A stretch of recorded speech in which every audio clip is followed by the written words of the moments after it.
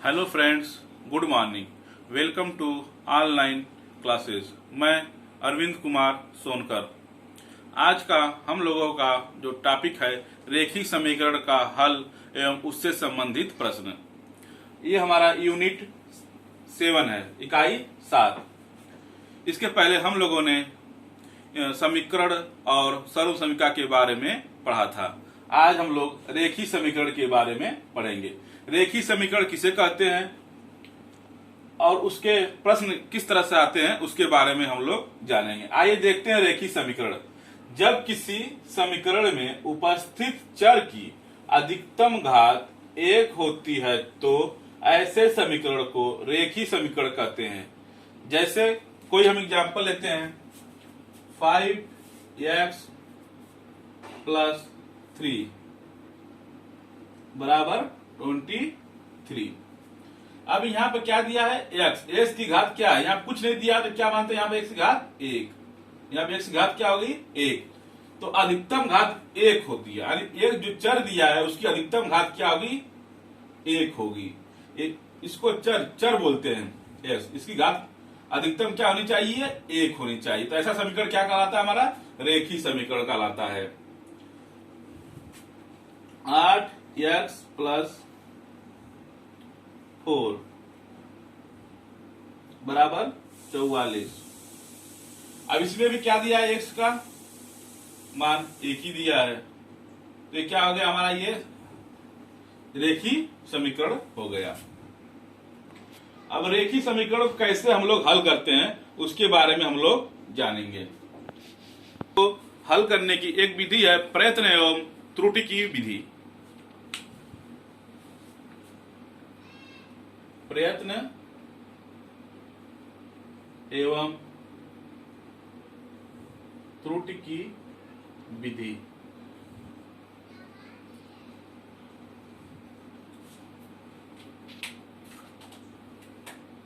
इसमें हम लोग बना लेते हैं कॉलम x का मान बायां पक्ष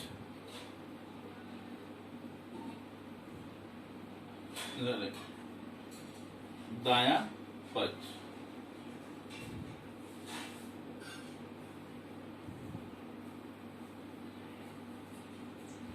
कोई समीकरण दे दिया, जैसे 5x + बराबर 28। अब इसमें बायां पक्ष क्या हो गया? 5x + 8। बायां पक्ष क्या हो जाएगा? यहां पर 5x + 8। दायां पक्ष क्या आ गया हमारा? ये 28।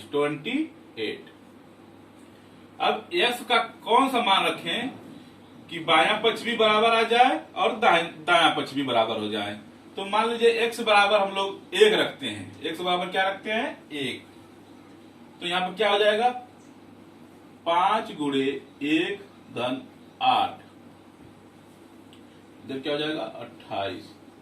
ये क्या आ जाएगा? बराबर 13। यदि x बराबर हम लोग 2 रखते हैं तो 5 × 2 = 8 बराबर 18। यदि x बराबर हम लोग 3 रखते हैं तो 5 × 3 = 8 बराबर 15। 8 23। यदि x का मान हम लोग 4 रखते हैं,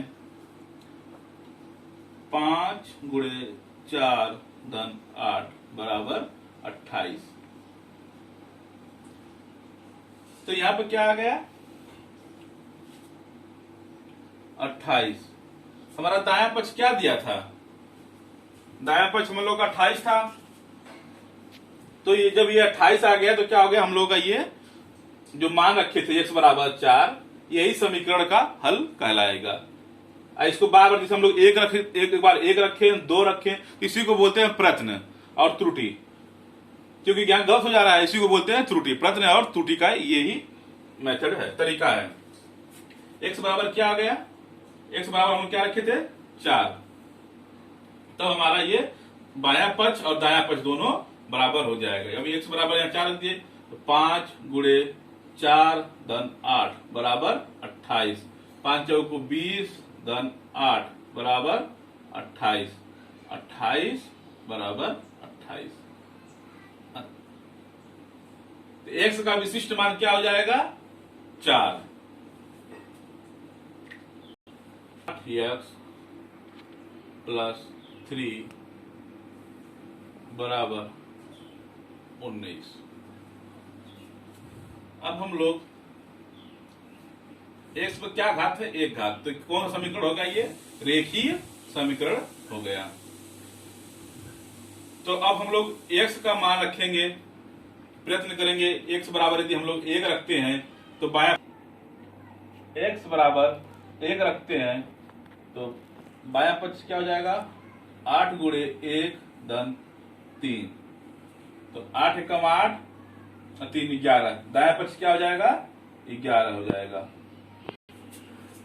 8 गुणे 1 धन 3 बराबर 8 3 11। दाया पक्ष हम लोग को क्या दिया है? 19। फिर यदि हम x बराबर 2 रखते हैं तो 8 गुणे 2 धन 3। 8 गुना के 16 3 19। तो हमारा दाया पक्ष, ये बाया पक्ष भी 19 हो गया और दाया पक्ष भी 19 हो गया। तो x का वो मान कौन सा हो जाएगा हम लोग का? 2। x बराबर 2 रखेंगे तो हमारा समीकरण का हल मिल जाएगा। समीकरण का हल क्या हो गया? 2। x बराबर 2 रखने पर बाया पक्ष भी और दाया पक्ष दोनों बराबर हो गया। यही हमारा समीकरण का हल कराएगा। x बराबर 2 समीकरण का हल, समीकरण का हल है।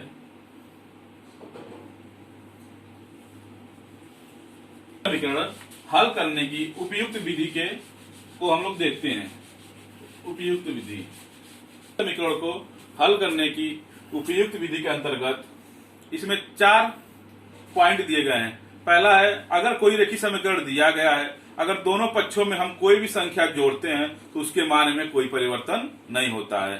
दूसरा दिया है, अगर यदि रेखीय समीकरण में दोनों पक्षों में कोई भी संख्या समान संख्या घटाते हैं तो उसके भी समीकरण में कोई फर्क नहीं पड़ता है। पहले एग्जांपल हम लोग देख लेते हैं।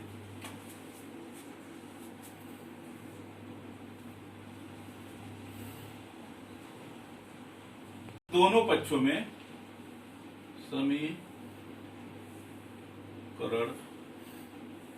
के दोनों पक्षों में समान संख्या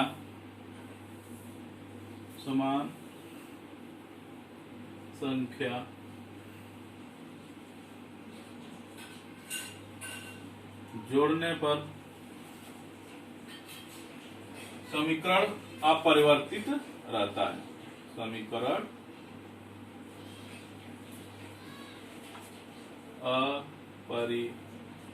अपरिवर्तित रहता है।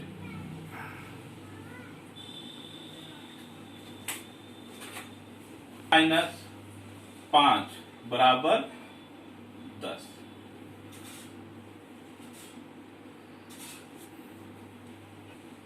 दोनों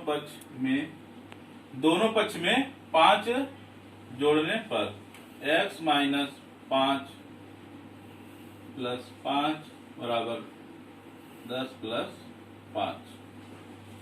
तो x बराबर क्या हो जाएगा? 15। यह हम लोगों ने दोनों तरफ 5 जोड़ा, इधर बाएं पक्ष पर भी 5 और दाहिने पक्ष में भी 5। तो हमारा क्या हल आया? x बराबर 15। अब यहां से भी ये x माइनस 5 दिया है बराबर 10 दिया। अब इसको दाहिने साइड ले जाएंगे तो ये हो जाएगा प्लस। x बराबर 10 प्लस 5 बराबर 15।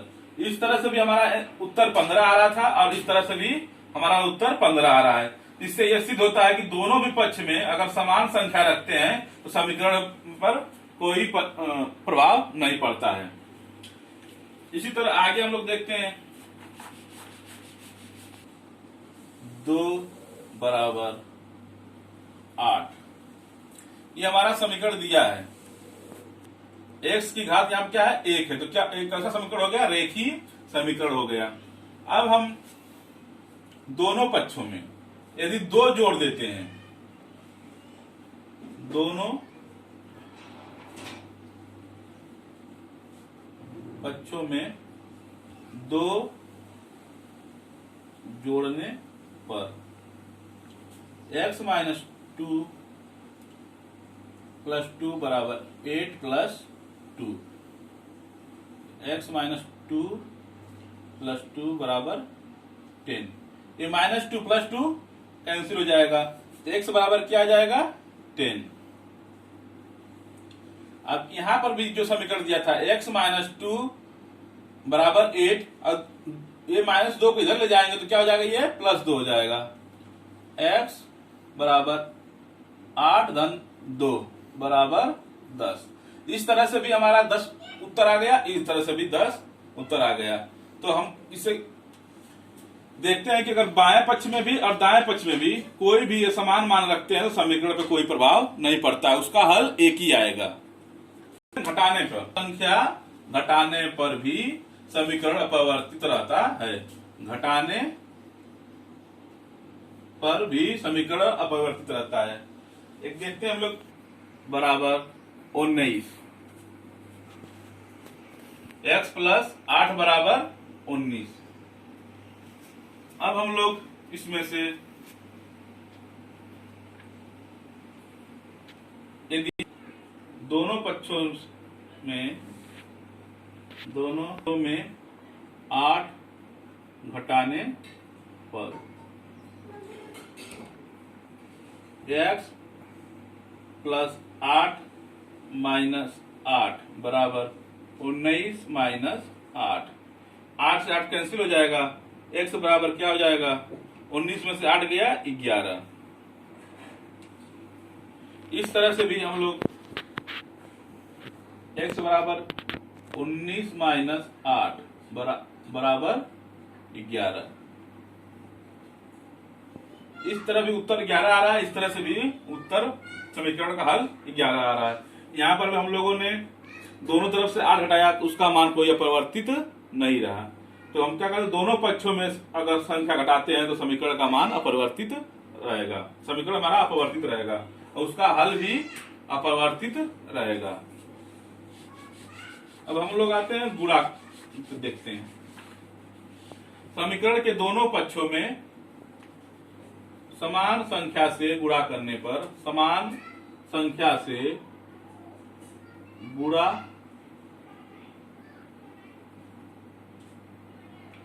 करने पर समीकरण अपरिवर्तित रहता है। अब हम दोनों पक्षों में यदि हम 6 से गुणा करते हैं, दोनों पक्षों में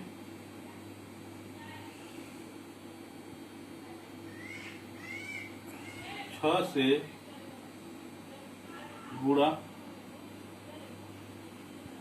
करने पर x बटा 6 गुणे 6 बराबर 5 गुणे 6। हमने बाएं पक्ष में भी 6 से गुणा किया और दाएं पक्ष में भी 6 से गुणा किया, ये 6 से 6 कट जाएगा, x 5 गुणे 6 बराबर 30, x का क्या मान हो जाएगा 30। अब यहां से भी हम लोग समीकरण हल करेंगे तो जो ये 6 चला जाएगा दाएं साइड, x बराबर 5 गुणे 6 बराबर 30।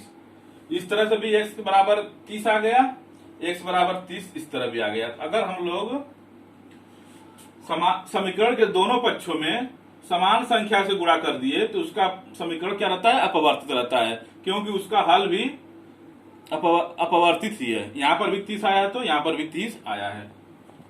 अब हम लोग देखते हैं भाग करने पर, गुणा क्या हो गया, भाग समीकरण के दोनों पक्षों में समान संख्या से भाग करने पर समीकरण अपवर्तित रहता है। जैसे 6x बराबर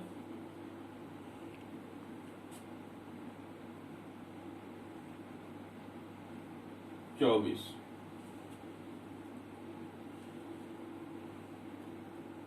अब हम लोग यहां पर अगर दोनों तरफ 6 से भाग दे देते हैं दोनों पक्षों में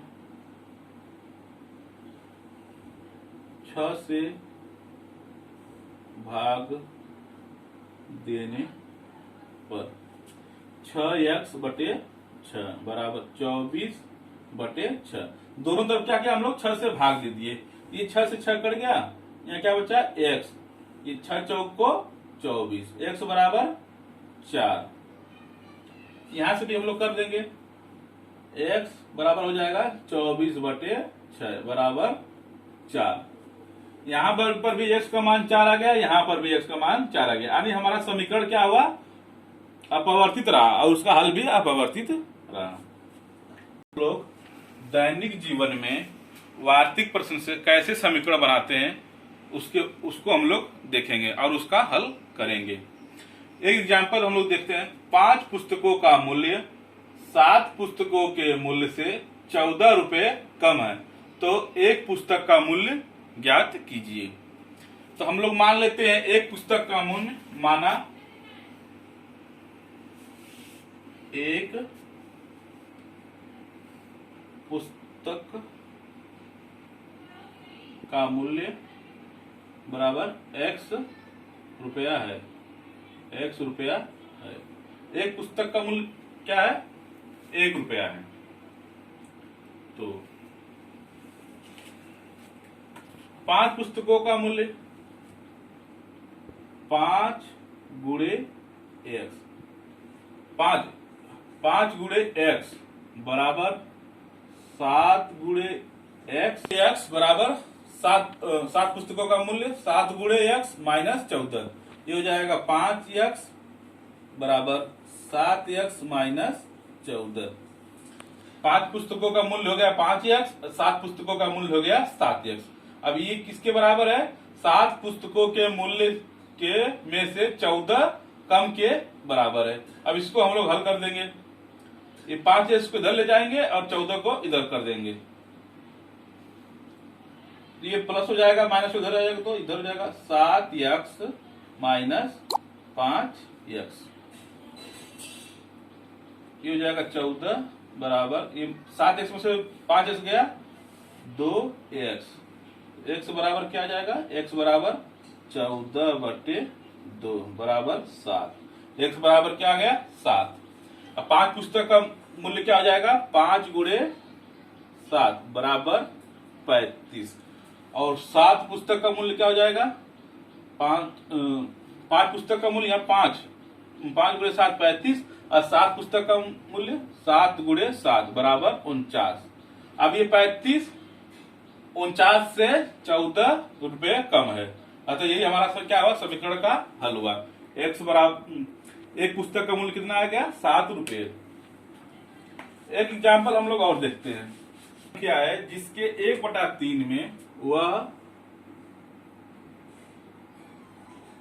कौन सी संख्या है जिसके 1/3 में 5 जोड़ने पर 8 प्राप्त होता है। 5 जोड़ने पर 8 प्राप्त होता है। वह कौन सी संख्या है जिसके 1/3 में 5 जोड़ने पर 8 प्राप्त होता है। हम यहाँ पर मान लेंगे वह संख्या क्या है, x है।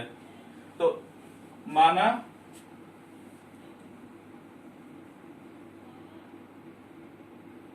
वह संख्या x है जिसके 1/3, तो x का 1/3 में 5 जोड़ने पर क्या प्राप्त हो जाता है, 8 प्राप्त हो जाता है। ये क्या हो गया हमारा, ये समीकरण बन गया। अब इसको हम हल कर लेंगे, x/3 धन 5 बराबर 8, x + 15 बराबर 8,